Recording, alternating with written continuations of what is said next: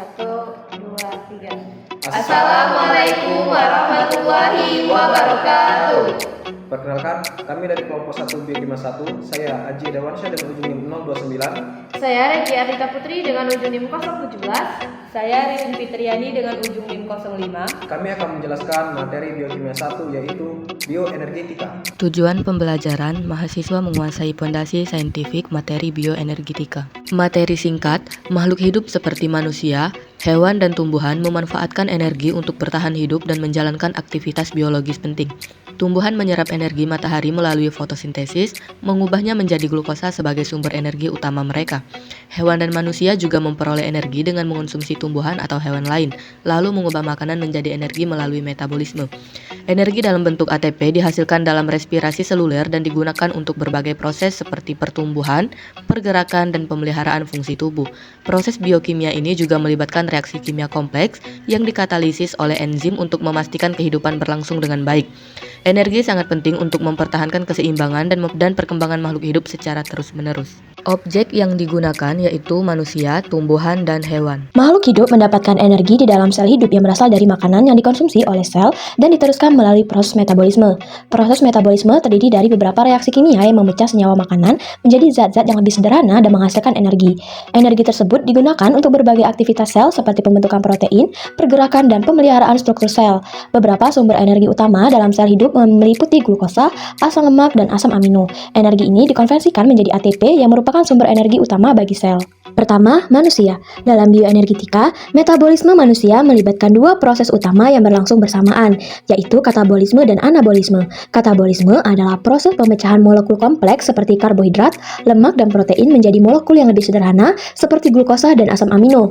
Proses ini menghasilkan energi kimia dalam bentuk ATP yang disimpan dan digunakan untuk aktivitas sel seperti kontraksi otot dan sintesis molekul penting.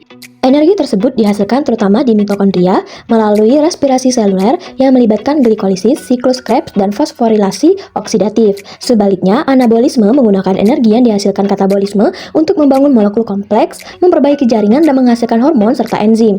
Reaksi-reaksi ini dikatalisis oleh enzim yang mempercepat dan mengatur proses sehingga keseimbangan energi dan fungsi tubuh tetap optimal. Dengan demikian, bioenergetika menjelaskan transformasi energi yang vital untuk kelangsungan hidup manusia. 2. Tumbuhan. Tumbuhan memanfaatkan energi melalui proses bioenergetika yang disebut fotosintesis, yaitu mengubah energi cahaya matahari menjadi energi kimia. Proses ini terjadi di kloroplas dengan bantuan pigmen klorofil. Tumbuhan menyerap karbon dioksida dari udara dan air dari tanah, lalu mengubahnya menjadi glukosa atau gula dan oksigen. Glukosa ini menjadi sumber energi utama bagi tumbuhan untuk pertumbuhan dan aktivitas metabolik. Energi kimia dari glukosa disimpan dalam ikatan kimia dan dapat digunakan saat tumbuhan membutuhkan energi. Misalnya untuk sintesis protein, pembelahan sel, dan pergerakan. Fotosintesis adalah dasar bioenergetika tumbuhan dan mendukung kehidupan di bumi dengan menyediakan energi serta oksigen vital. 3. Hewan. Makhluk hidup seperti hewan memanfaatkan energi melalui proses bioenergetika yang dimulai dengan pengambilan nutrisi dari makanan. Nutrisi tersebut, terutama karbohidrat, lemak, dan protein, dipecah dalam sistem pencernaan menjadi molekul yang lebih sederhana untuk diserap tubuh. Di dalam sel, molekul ini diubah melalui respirasi seluler menjadi ATP, sumber energi utama yang digunakan untuk berbagai fungsi vital seperti kontraksi otot, transportasi zat, dan sintesis biomolekul. Proses ini melibatkan reaksi kimia yang dikatalisis oleh enzim, memastikan efisiensi dan kelancaran aliran energi. Sebagian energi juga hilang sebagai panas, yang penting untuk menjaga suhu tubuh hewan. Bioenergetika membantu memahami bagaimana hewan mengelola energi untuk bertahan hidup dan beradaptasi dengan lingkungannya. Kesimpulan, bioenergetika merupakan cabang ilmu yang mempelajari bagaimana makhluk hidup, termasuk manusia, hewan, dan tumbuhan, memperoleh, menyimpan, dan menggunakan energi untuk menjalankan fungsi kehidupan. Tumbuhan mengubah energi cahaya menjadi energi kimia melalui fotosintesis yang terjadi di kloroplas, menghasilkan glukosa sebagai sumber energi utama. Manusia dan hewan memperoleh energi dari makanan yang dicerna menjadi molekul sederhana, kemudian diubah menjadi ATP melalui proses respirasi seluler di mitokondria.